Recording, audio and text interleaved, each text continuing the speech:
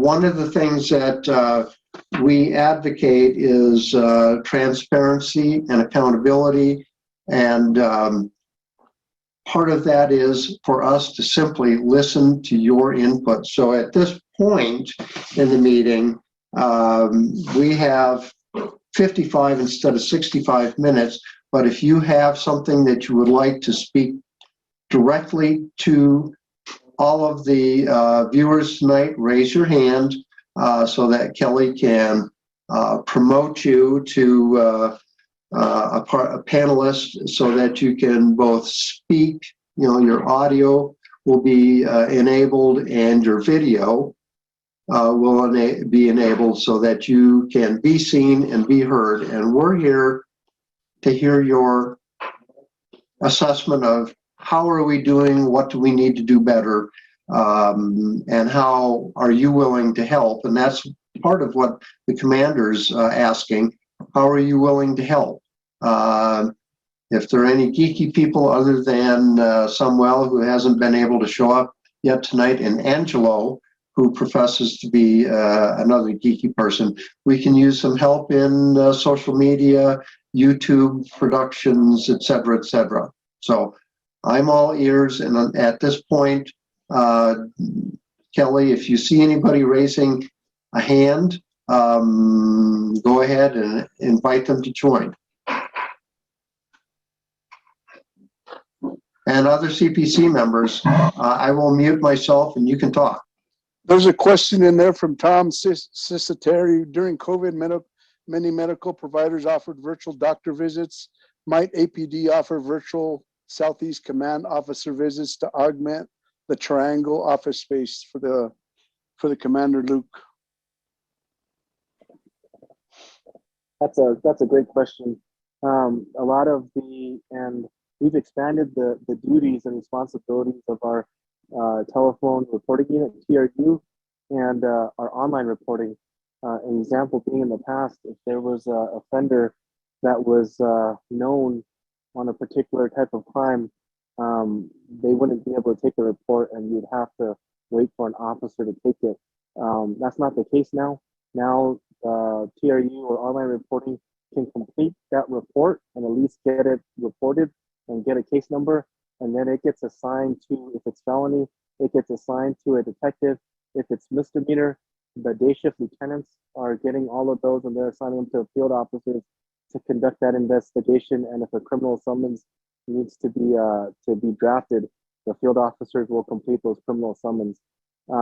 So again, to recap, the TRU and online reporting, what can be reported on those platforms have greatly expanded. So we're hoping that that will make a difference, especially for us since our substation is going to be closed for several months.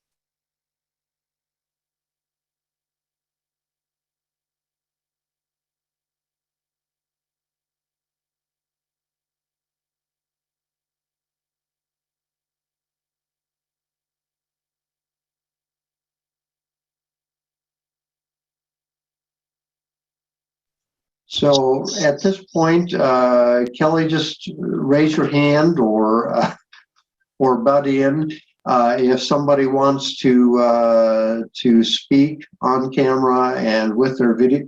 Oh, we have Sandra, and so I will mute, and Sandra.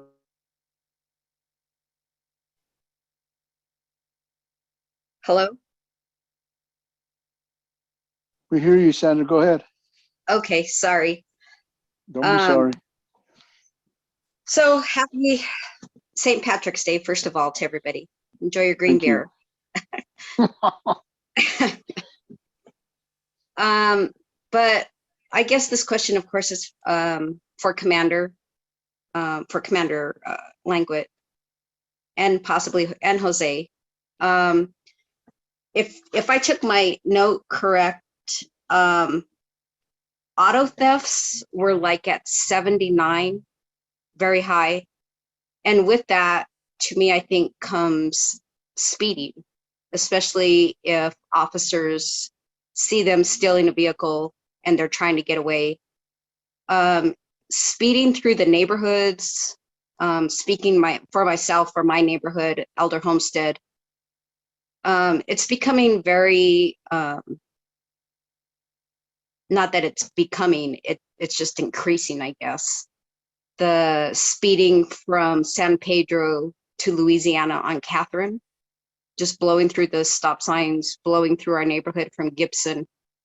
In any of the initiatives that were mentioned, is there any kind of a study for speeding that would be addressed based on the number of auto thefts and people just acting crazy with those? Thank you. Thank you for the question, Sandra. At a department level, so I'm going to throw a bunch of stuff at you. At the department level, the administration and the executive staff, I want to say it's gone on for about a month and a half now. They really tasked the traffic division with increasing their enforcement, particularly for speeding. So traffic, the motors division has been getting hotspot information from our real-time crime center and hitting those hotspots. For us in the southeast, it's along the central corridor and then also Interstate 40. There are some pockets, I don't have the exact ones that the motors officers are doing, but I know that they gave a little bit of attention to some particular neighborhood issues. But I want to say the majority of their work was along Central and Interstate 40. Now, for us in the area command, we absolutely will dedicate time and resources to neighborhood complaints.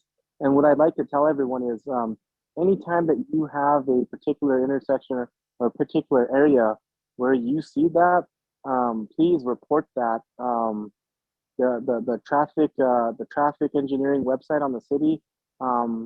My understanding is you can input the problem area or problem location, and if enough people report on it, they'll send out traffic engineers who will come out and they'll install like the little rubber data strips that you see, which records data, speeds, how many vehicles, how much traffic that they're getting, and that helps the engineers determine, well, you know what, if we go 150 yards to the west and install a speed hump or a roundabout, that'll, get rid of that problem. Now that's more long-term and which is good. We want a long-term sustainable solution, but I'm sure that probably takes a while, right? So in the interim, that's where we here in the area command, that's where I need that information from you. One of the initiatives, the operational initiatives that we have, and I don't know if he's still on, Lieutenant Aaron Beck, he was on at the beginning of the meeting. He's actually the lieutenant in charge of, we call it our DDACT, DDACT, our DDACT POP project. And DDACT's whole focus is on increased traffic stops. Increased traffic stops for disrupting criminal activity, but the speed zones apply just as well. We can definitely use the officers that are assigned to the DDACT POP project to hit these areas. And I've just got, in fact, I want to say I got 2 or 3 in the last 2 weeks. One was Eubank, South Eubank by the Bay Gates, reports of drag racing. Another one was down by Yale and Catherine, because there's a school down there, but there's a speeding issue over there. And then off of Indian School as well. So Sandra, I could get with you offline and get the exact, intersection or strip of road. I'll push that out to my lieutenant. We'll figure out what the kind of like peak times are, and we'll get officers out there. And the idea behind it is we'll definitely flood it on the front end. If we need to get officers out there every day, we will. So the word spreads. And then obviously, just due to our staffing and our resources, then we may pull back from 5 days to like maybe 4 days and then 3 days and then 2 days. But the idea is that the word spread that we are doing enforcement to where we're stopping, everything and it's zero tolerance. We're giving citations for it. Another resource that I'd like to offer as well, kind of more for like the interim, like the short-term solutions is we have a speed trailer that we can deploy that also collects data. But then I also just picked up about 50 signs, 50 of these big plastic slow down Albuquerque signs. Will it solve it? No, but it can help. It can deter some of the vehicles when they see that sign. So I can get with you and I can give you those signs, and we can place them, in a strategic, area to where it could help as well. So I'd like to offer that as well. Thank you, Commander. I appreciate your help.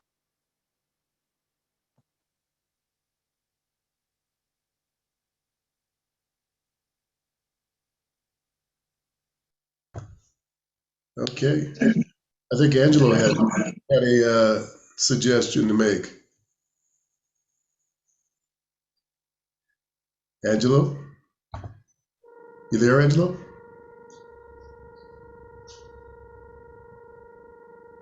Maybe a little later.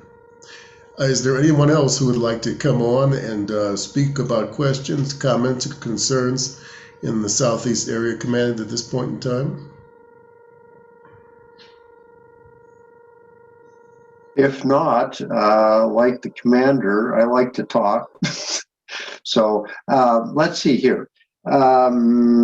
Kelly, I think what you were asking me to talk about is service on council, as in being a, so number one, we currently have 8 members. We are limited to 11 members on the council by the ordinance. And that was sort of an arbitrary number that the Southeast CPC sort of established when we brought on an 11th member. Remember, Ron, when we did that?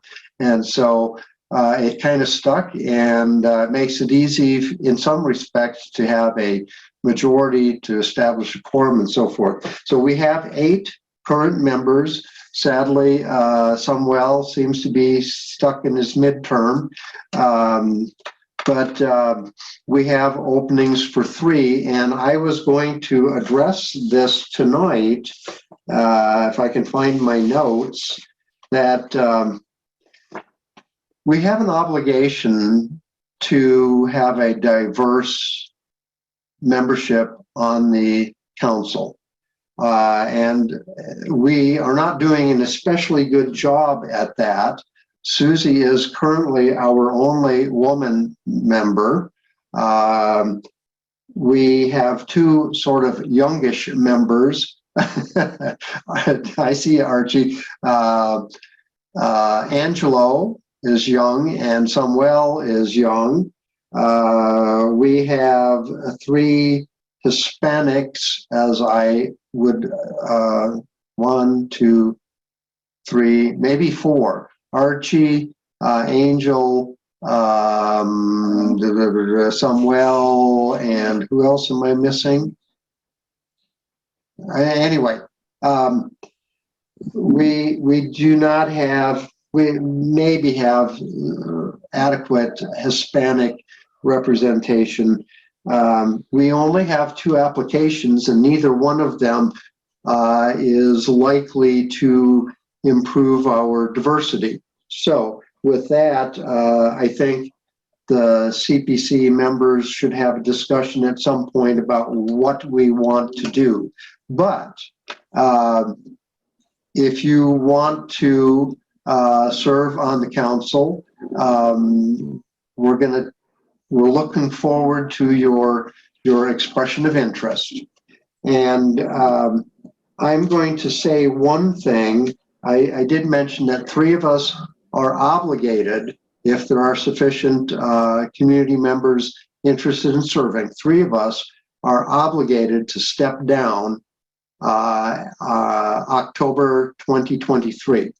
I have personally committed privately, and I will do it tonight publicly, that if there's some applicant who is welcomed onto the board or the council, or could be, if I were to step down, I will step down. If someone's female, young, different socioeconomic background, whatever, I'm ready to step down and allow, so Susie could resume the chair position, and I would step down, say, in August this year if we've got the right kinds of applicants, community members interested in serving.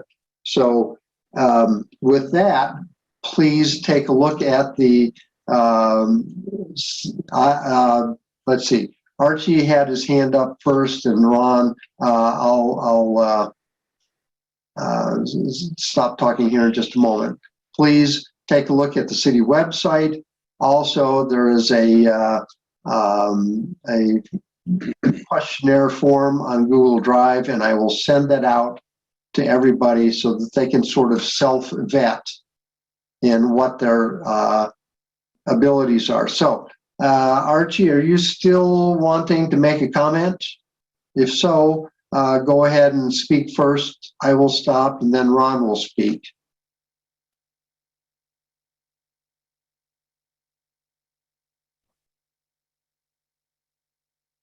Okay, Ron, start, and then Archie can join in.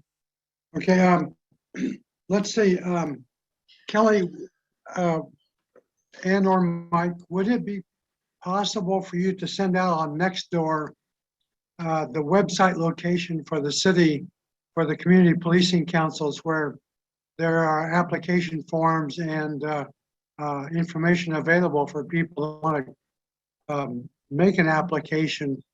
And if they had that website information available to them, they might be able to do that. But that might go out through Nextdoor, so we have much wider coverage of information for people. It's a good idea.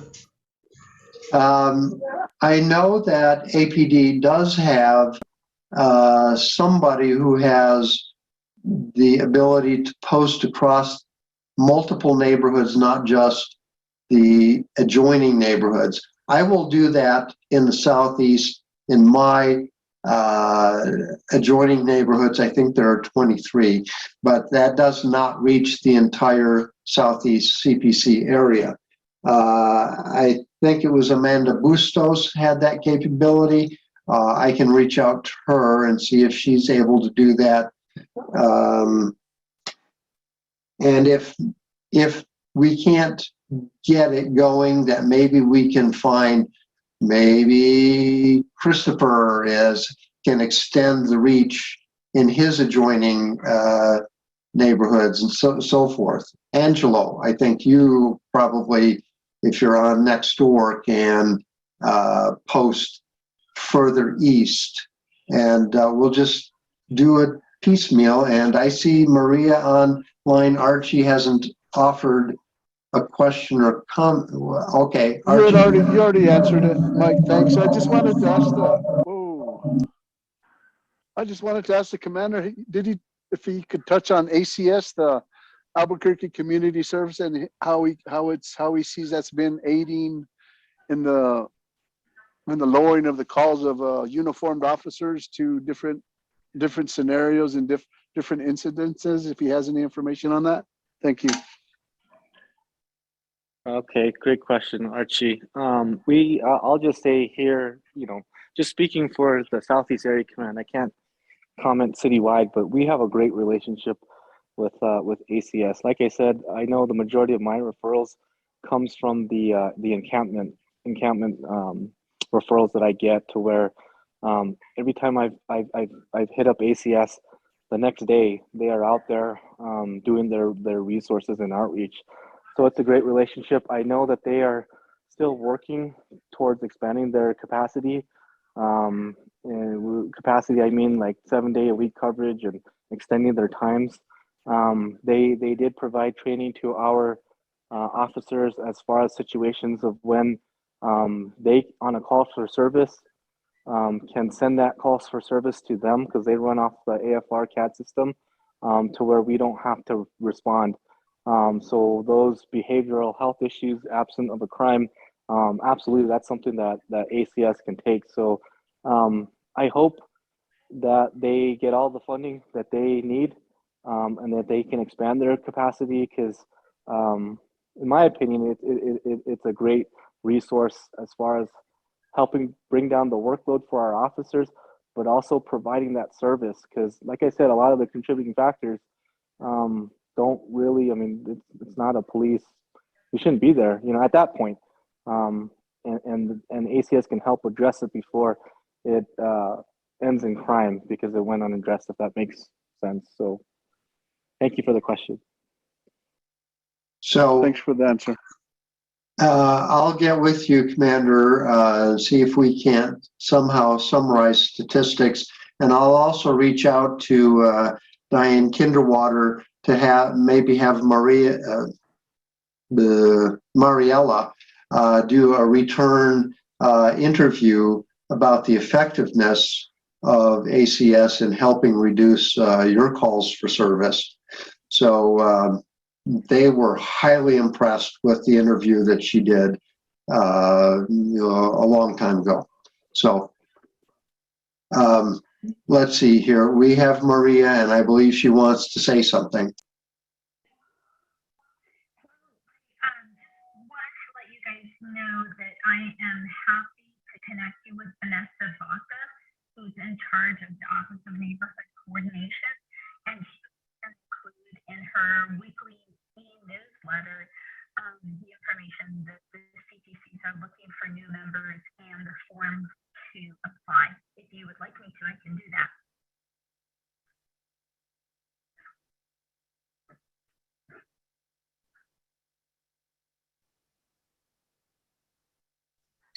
I will say that I had a little bit of trouble hearing all of that. I don't know, maybe you could get a little bit closer to your microphone and have at it again. Shift off of my Okay, can you hear me now? Oh my goodness, so much better. Okay, sorry about that. I have some great headphones, but they don't have a great mic. Vanessa Baca is the head of the Office of Neighborhood Coordination, and she sends out a weekly e-newsletter to all neighborhood associations citywide. And if you like, Kelly, we could include the information on CPCs looking for new members, because a lot of the neighborhood associations use that to communicate out with their neighbors. I don't know if you're already in touch with her. That would be a great idea, and we'll have to bring a few chairs and get in our agendas done early, and then we can definitely, yeah, we're well in contact with Vanessa Baca. We just have to get our timing down a little better to get the information in on time to get the newsletter out.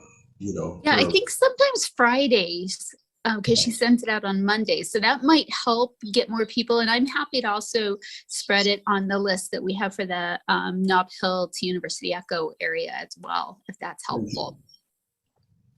We appreciate it. Sure thing. Yeah. Thanks, guys. It's a great meeting tonight. Thanks, Smith.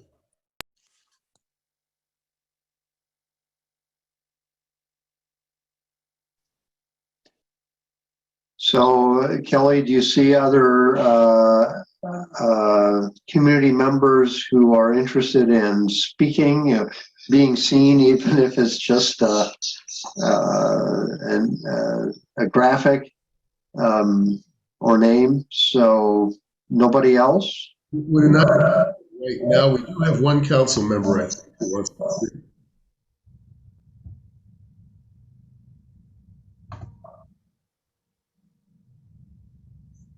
Angela?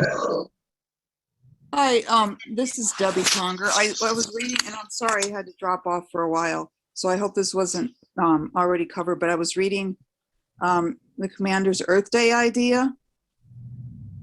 And did you already talk about this a lot?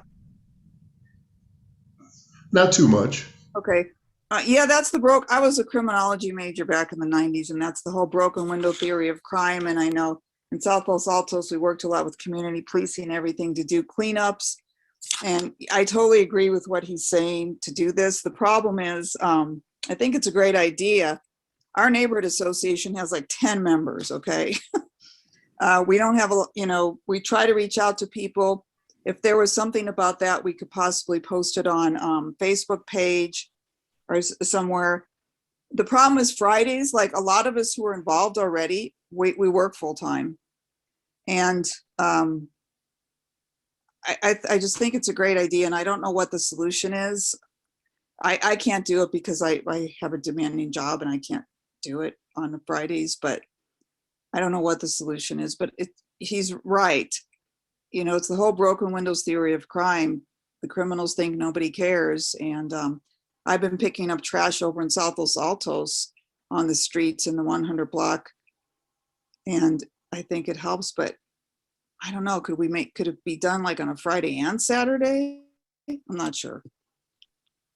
So I think that's a great point. I know that this was it was a matter of scheduling because again, solid waste is booked through all and really the reality is we can't do it without them, right? Obviously, they got the big trucks and street sweepers and all that, but they were booked all through April. And to be honest, if we could do it tomorrow, we need to do it tomorrow. That's how bad this particular area is. It just needs to be done. But what I'd like to do, and I don't know if this answers your question as a possible solution, but at the conclusion of this is I want to prepare a document that lists kind of like a flow chart and then the points of contact that I can push out to all the neighborhoods so you guys know who to contact and who to coordinate with to where you can do it on a day that fits your neighborhood, right? When you're not working. And then again, as the police department, yeah, we're in a way coordinating and planning this one, but I hope that this isn't the only one. And I hope that it's not the police department that is planning and coordinating these. I hope that the neighborhoods in our area command, once they have the information on how to do it, they do it. And then we, the police department, all have officers come out there just to support and in partnership to help out and assist. So that's kind of like my vision for it. But again, I mean, we'll see Friday the 25th. And like I said, I want to work with the directors from those other divisions and departments and get a good process and points of contact that I can push out to you guys. I hope that answers your question. You can you can put me as the point of contact. I don't have much hope though. I mean, part of the problem is our neighborhood has gotten really old and we haven't even been able for the last 2 years to get people to, except for one pickup of the park, to get people together. I pick up trash by myself most of the time. It is really frustrating. So thank you for trying this, but you can put me down as your point of contact. I'll send you an email and That'd be great. Try to publicize it and we can do what we can. That would be great. And I'm glad that you kind of just like we're trying, you know, and I don't want to make any promises that I can't keep, but like in your particular situation, the first thing that's coming to my mind right now is you may not have the manpower to do it. Well, that's where as a community, I'm sure we can get other people from different parts of the community to come and help you guys out, you know, but that's just the optimistic part of me. Yeah, get with me offline, you know, and we'll definitely see what we can do. I think this is the year to do it though. We have to try. Yeah, I mean, even one person like myself, I can pick up a lot of trash in an hour. So, you know, if this was a Saturday, I would be there. I just, I can't on a Friday, but yeah, so I'll be in touch with you and we'll do what we can. Thank you. Thank you very much. I'd like to add something to that. The CPCs had quarterly summits, and quite a long time ago, I can't remember how many years back it was, somebody said you need to do a walk along instead of ride alongs with the police, do a walk along with community members. And I remember some comments from last month's meeting that I took to heart. I did kind of a drive-through of my own in that particular area, and I will, whenever I have free time on Saturdays and Sundays, which are usually my most open days, you've got my contact info. Give me a call. I will come out there and I'll walk through the neighborhood. I'll pick up trash too, but we'll also document what the problems are, talk to people about their impressions. I'm more than happy to do that. I actually bike through a lot of the areas that people have problems with the parks, the open spaces, the alleys, and so forth. So I'm well familiar with those, and I'm happy to go out with you if we can find a good time, and I'll pick up trash with you. So just give me a call. That's what my email and cell phone numbers are in the chat for. All right, it looks as though we have no other attendees who want to speak right now. We do have an update from our youngest council member in the Albuquerque Community Policing Council, Angelo Ragland. Hi guys, I want to talk about block parties. I've been doing like going to the block parties for the past few weeks, you can say, and the last one too. It's really fun. Because I usually never go out because I'm always studying for school and having fun with family and friends. But I think you guys should come to the block parties. We gather other people from neighborhoods and talk about like the city's pamphlets, schools for C&M, UNM. Like there's like free food. I thought it was nice. Yeah, it's good to be around with other people, to be in a community, because we hardly in a society that I learned from my school, that we hardly do anything as people, like communicate and gather around with people. So the next block party that I wanted to mention is on That'll be Saturday. this Saturday on March 19th, Cesar Chavez Community Center, and the next one, the last on Saturday, is March 26th, Mesa Verde Community Center. I hope everyone will come, because it's good to go out and meet new people.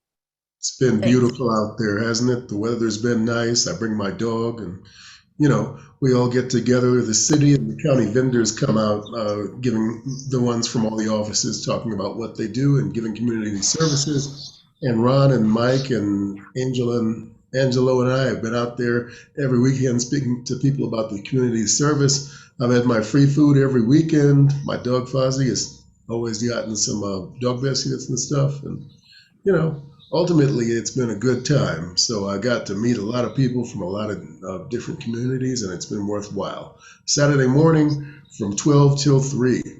Stop by sometime if you can, next 2 weeks. The upcoming one this weekend is just a few blocks south of what's called the Compassionate Service Center. I'm quite familiar with Pastor Joanne, who runs that. I might stop by and see if some of the folks who take shelter there and get, showers and food and so forth, if they might want to join and help clean up some of the mess that some of their other homeless acquaintances leave behind. Because I spend a lot of time over there. Every couple of days I stop by to talk with her, and I invite you to stop by some afternoon. Usually 1 to 5 is a good time. It's 3 blocks east of Louisiana at Mesilla, and it's 2 blocks south of Zuni on Trumbull. So Trumbull and Mesilla, and some really nice folks, and you might change your opinions about what homeless, unsheltered people experience, what they're like. I found some very interesting discussions there. So I'm going to try to see if Pastor Joanne and Shane can encourage some of those folks to come out and help you, Commander, on the Earth Day initiative, the cleanup.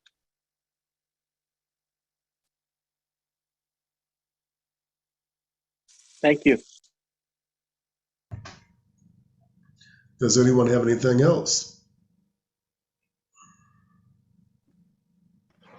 Two little points for me.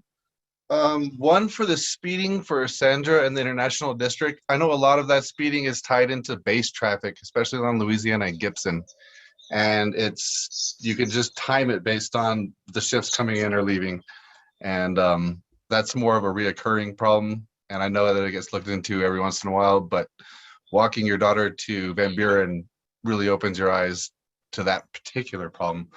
And the other one is, as far as the Gibson Public Safety District, I would urge you to consider using a bike patrol, just because being on the ground like that, you get the most visual, and every area that has a bike patrol seems to love it, and those that have lost it seem to miss it. I think I would urge you to consider it strongly for the Gibson district. As far as that, I think it's a good idea. And that's all I have to say. Thank you. Thank you for that. And just so everyone knows, we currently have 2 bike officers in the Southeast Area Command. They are assigned to Nob Hill. I would like to, hopefully by the end of the summer, get 2 more for Nob Hill. And definitely we have thought about bike officers for the Gibson Public Safety District. I don't have a particular go live date for that. Again, it's going to be on department staffing and all that, but huge advantages. You're absolutely right. Huge advantages to having just bike for patrols. So, this particular neighborhood, especially, you miss a lot when you're driving by. Everybody does. And when you're actually on your bike and going down the alleys and being part of every part of that area, you really know what's going on. And I just urge you to strongly consider that when you're thinking about it. That's all. Thank you. thank you.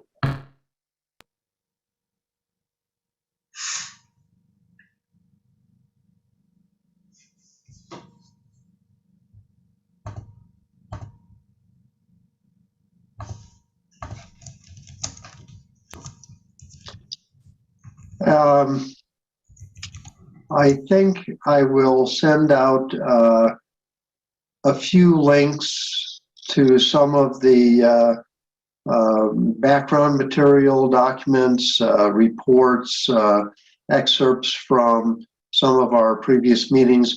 And rather than drag this out this evening, I will simply say that I made a presentation back in January about the CPC's strategic plan with our 5 top priorities. One of them is accountability, and I'm trying to be accessible and visible, flexible to improve transparency and accountability.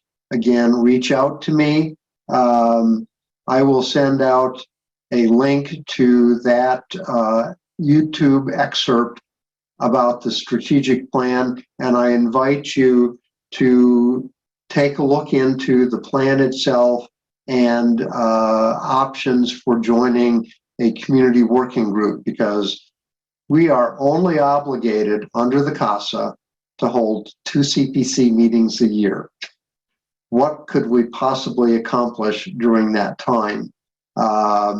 We're doing a remarkable job, and in part, it's due to Ron's past nurturing of the Southeast CPC and Eric from Jackson from the Northwest to hold them more often. I guess Joe Abbin did that as well. So we are doing far more than the CASA requires, but we can do far more in an informal, collaborative working group with community members. So I invite you to consider joining us in some of those, and we'll have some discussions informally, put them up on YouTube as we do the council meetings. So I'm okay with closing the meeting now if there are no other things to share, no questions to be asked. And I think officially Robert's Rules of Order don't require a vote to adjourn. But if we have all of our council members give a thumbs up, Archie, you're unmuted. So if we have a thumbs up on calling it quits tonight. Can't see my thumb. It's dark. It's up though. Okay, so those of you who joined as panelists tonight, thank you for sharing your thoughts. Those of you who've asked questions in chat, we will try to document those and try to document the answers, whether they were adequate or not. And we invite your continuing evaluation of our performance. So with that, if there's nothing else, okay, go ahead, Kelly. Let's go say goodnight early. Good evening, everyone. We will see you in 30 days, roughly. Thanks, everybody. Good night. Happy St. Patty's Day. Yep. Good night.